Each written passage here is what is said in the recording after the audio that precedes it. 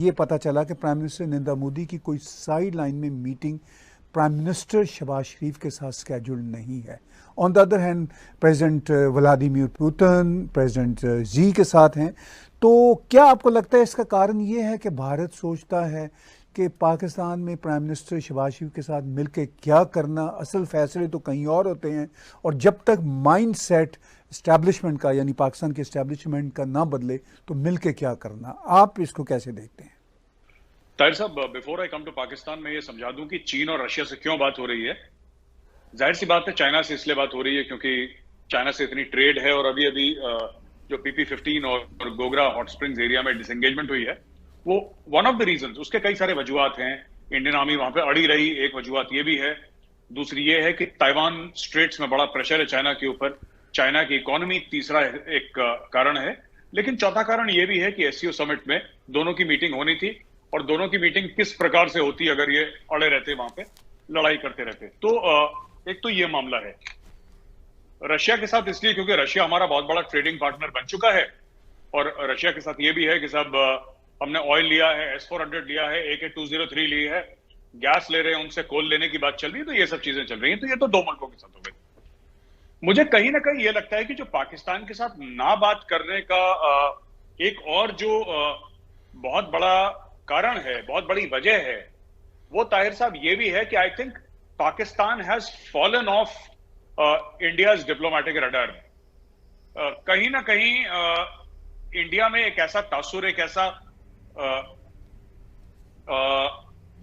एक ऐसा जिसको कहते हैं कि एक अंडरस्टैंडिंग सी आ गई है, ऐसी समझ में लोगों को आ रही है बात, जो हमारे पॉलिसी मेकर्स हैं, हमारे डिसीजन मेकर्स हैं, कि यार ये ना, जिसको फौज में हम लोग BER बोलते हैं, BER means beyond economic repair. जब कोई गाड़ी बियॉन्ड इकोनॉमिक रिपेयर हो जाती है फिर उसको छोड़ देते हैं, कंडेम कर देते हैं। तो ये बियॉन्ड इकोनॉमिक रिपेयर है पाकिस्तान और इंडिया के जो रिलेशनशिप हैं। यानी कि कहीं ना कहीं इनको लग रहा है कि कोई फायदा नहीं है इनसे बात करने का। तो अगर आगे चल के होती है तो ठीक है, नेबर्स हैं कई सालों तक, आगे तक जब तक पाकिस्तान है तब तक नेबर्स रहेंगे। लेकिन बात यह है कि ना इंडिया में कोई इंटरेस्ट नहीं ले रहा। इंडिया में इसके बारे में कोई डिस्कशन नहीं है ताहिर साहब की क्या हमारी पाकिस्तान से बात होनी चाहिए, क्या शहबाज शरीफ और मोदी जी की बात होगी, क्या मीटिंग होगी, इसके बारे में वो हम ही लोग हैं तो जो थिंक टैंक्स के साथ उठते बैठते हैं या जियो पॉलिटिक्स में इंटरेस्ट लेते हैं, हम लोग इनसे बात करते हैं। अदरवाइज हमारे यहाँ कोई ऐसा डिस्कशन है नहीं। मतलब पाकिस्तान के बारे में आप देखिएगा कि it's really gone down, the discussions have gone down in terms of Pakistan. तो मुझे नहीं लगता ऐसा कुछ है। जी, आपने कहा कि वो इकोनॉमिक रडार पे भी नहीं है, पॉलिटिकल रडार पे भी नहीं है, और आपने बियॉन्ड इकोनॉमिक रिपेयर की बात की। प्रेसिडेंट जी के साथ मीटिंग हो रही है साइड लाइन पे, और प्रेसिडेंट व्लादिमीर पुतिन के साथ भी हो रही है, और आपने उसकी वजह भी बताई कि चाइना के साथ इतना बड़ा ट्रेड और रशिया के साथ पुराने तल्लुकात और ट्रेड भी है, सब कुछ है। तो अभी रिसेंटली चाइना और इंडिया ने डिसएंगेजमेंट का कोई एक हुआ सिलसिला शुरू, तो आप उसको किस आंख से देखते हैं? कितने होपफुल हैं कि चाइना अब शायद दोबारा एग्रेशन पे नहीं आएगा? मुझे बिल्कुल भी उम्मीद नहीं है ताहिर साहब, चाइना पक्का आएगा। चाइना को अभी स्पेस चाहिए। चाइना ने स्पेस लेने की कोशिश करी है, भारत को भी सूट करता है। लेकिन अगर कोई भी ये सोचे कि चाइना और भारत की रिलेशनशिप रिपेयर हो जाएगी, ऐसा बिल्कुल भी नहीं है। चाइना प्रेशर से घिरा हुआ है हर जगह से, ठीक है। इंटेंट और कैपेबिलिटी की बात होती है, ठीक है ना सर। अगर आप में कैपेबिलिटी हो तो इंटेंट आपका कभी भी बदल सकता है, ठीक है। चाइना में कैपेबिलिटी है बदमाशी करने की। आज की तारीख में क्या हो रहा है कि चाइना चार चीजों में फंसा हुआ है। उसका economy taking a beating, there has been a real estate bust, वहां पे काफी प्रॉब्लम हो गई है रियल एस्टेट में। और चाइना ताइवान स्ट्रेट में घिरा हुआ है, वहां पे क्वाड और ऑकस एक्टिव हो रखा है। तो चाइना कई जगह से इट इज सराउंडेड। तो चाइना अभी इस मूड में नहीं है कि भारत से बड़ा पंगा ले ले, राइट। रशिया जो है इसमें Tahir sahab, Russia is playing the role of a peace broker, क्योंकि रशिया एक कॉमन फ्रेंड है चाइना का भी, इंडिया का भी। तो रशिया बीच में जिसको कहते हैं ना सुलह करवाने की, जिसको हम लोग हिंदी में कहते हैं सुलह करवाने की कोशिश कर रहा है Russia. But the fact of the matter is कि हिंदुस्तान में किसी को भी गलतफहमी नहीं है ताहिर साहब कि कल जब मामले ठीक हो जाएंगे, मामले ठंडे हो जाएंगे ताइवान के और चाइना की इकोनॉमी के, चाइना वापस नहीं आएगा। चाइना वापस आएगा। और भारत के साथ दोबारा उसकी कन्फ्लिक्ट होगी, ये सच्चाई है।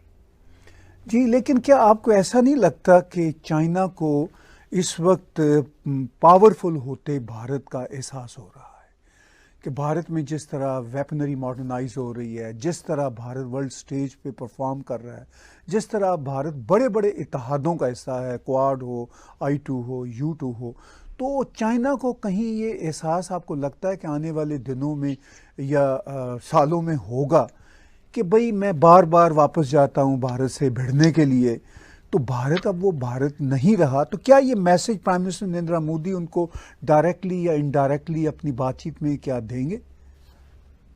नहीं, देखिए, ये मैसेज दिया जा चुका है चाइना को, और चाइना को पता है कि भारत झुकने वाला नहीं है। उनको पता है कि सिर्फ वेपन सिस्टम्स या आर्मी का नहीं, diplomatically, economically India is the largest fastest growing economy, और पॉपुलेशन वाइज अगले साल इंडिया, या अगले 2 सालों में इंडिया चाइना को क्रॉस कर देगा, राइट? तो चाइना को भी यह पता है कि आप भारत को लाइटली नहीं ले सकते, आपको मुंह की खानी पड़ेगी। लेकिन मैं कह रहा हूं कि चाइना ने अपने पब्लिक के अंदर इतना कुछ बोल दिया है कि अब चाइना बैक ट्रैक नहीं कर पाएगा। चाइना के लिए ये जो पूरा line of actual control inside China, sir, ये वही इश्यू बन गया है जैसे कि पाकिस्तान के लिए कश्मीर है। उसको पता है कर कुछ नहीं पाएगा, लेकिन पब्लिक के सामने चूरन खिलाना है उसको, तो चाइना भी वही चूरन खिलाएगा। और पब्लिक को कम से कम जब तक ये शी जिनपिंग का इलेक्शन नहीं होता तब तक ये लोग धक्का देंगे, फिर कुछ साल के लिए शांत हो जाएंगे। ये आएंगे दोबारा, ये अरुणाचल में आएंगे सर, ये उत्तराखंड में आएंगे, हिमाचल प्रदेश में आएंगे, ये 3 जगह और आएंगे। दे विल कम, इसमें कोई डाउट, मुझे कोई डाउट नहीं है, ना इंडियन आर्मी को इसमें कोई शक है, ना इंडियन पॉलिसी मेकर्स को किसी भी किस्म का हमें गलतफहमी है या खुशफहमी है कि अब चाइना से दोस्ती हो गई। चाइना से दोस्ती नहीं हुई है।